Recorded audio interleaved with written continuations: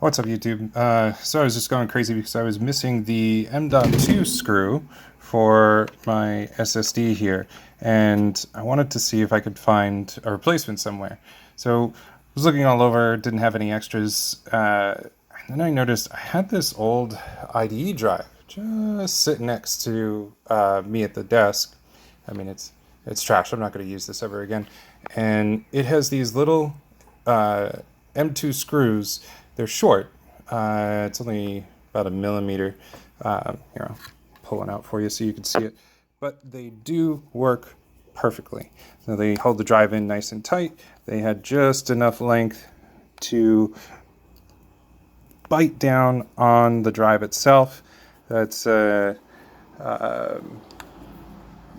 think that's the 970, Samsung 970, but here we go. So it's just the right size. It works great. So if you lose the screw, or your board didn't come with one, or you lost a little baggie with the screws in them when you bought the motherboard, and it's now time to try and install a drive, well, this works.